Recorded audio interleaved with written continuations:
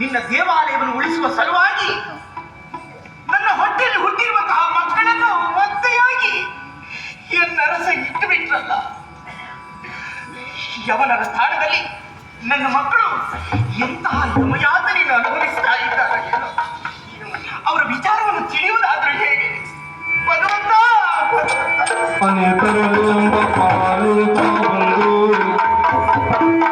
ಅರಿಜನ್ಮ ದುಗುಡವನ್ನು ಅರಸೆ ಮೋಹಿನಿ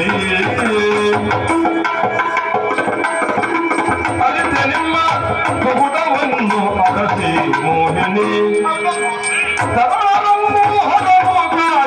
ಹರಸೆ ಕಾಮಿನಿ.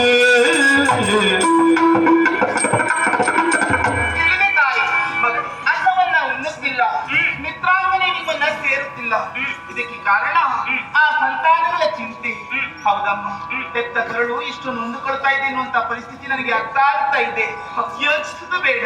ನಿತ್ಯ ನಾವು ಆರಾಧಿಸುವುದು ಆ ವಿರೂಪಾಕ್ಷನನ್ನ. ಆ ಶಂಕರ ಅವಶ್ಯವಾಗಿ ನಿಮ್ಮ ಕಂದಮ್ಮಗಳನ್ನ ಕಾಯ್ತಾನೆ. ನಿಶ್ಚಿಂತೆಯಿಂದ ಇರಬಹುದು. ಆದ್ರೆ ನನಗನ್ನಿಸುವುದು ಅದಲ್ಲ ಮಗಳೇ. ಈಗಾಗಲೇ ಸಮುದ್ರ ಮಥನದ ಕಾಲದಲ್ಲಿ ಉದ್ಭವಿಸಿರುವಂತಹ ಹಾಲಾಹಲವನ್ನು ಕುಡಿದು ಲೋಕವನ್ನು ರಕ್ಷಿಸಿದ ಆ ಭಗವಂತ ಪರಮೇಶ್ವರ. ಆದ್ರೆ ನಾವು ಅನವರತವು ಅವನನ್ನು ಪೂಜೆ ಮಾಡುತ್ತಿರುವ ನಾವಿಂತಹ ಸಂಕಷ್ಟಕ್ಕೆ ಒಳಗಾಗಿದ್ದೇವೆ. ನನ್ನ ಮಕ್ಕಳು ಸಂಕಷ್ಟದಲ್ಲಿದ್ದಾರೆ. ವಿಚಲಿತರಾಗುವ ಅವಶ್ಯಕತೆ ಇಲ್ಲ. ಮಕ್ಕಳ ಯೋಗಕ್ಷೇಮವನ್ನು ನಾನು ವಿಚಾರಿಸಿಕೊಂಡು ಬರ್ತೇನೆ.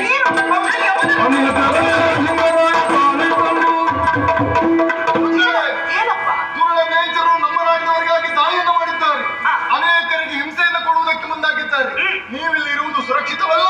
ತಲೆಮರೆಸಿಕೊಳ್ಳಿ ಮಕ್ಕಳೇ.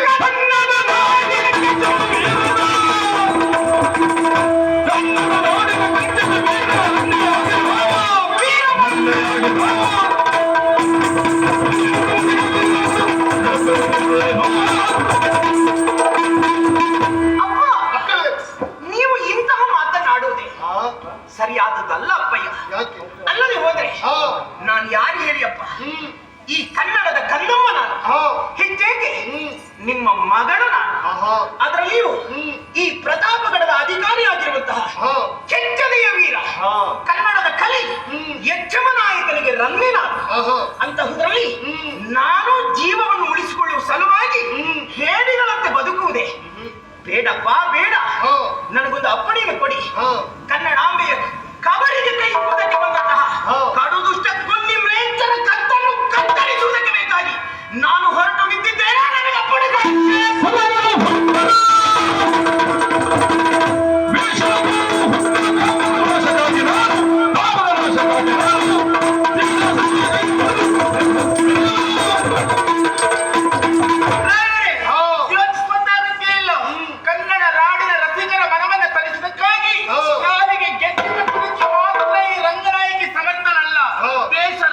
ಪ್ರಶ್ನೆ ಬಂದರೆ ಕೈಯಲ್ಲಿ ಕತ್ತೆ ಹಿಡಿದು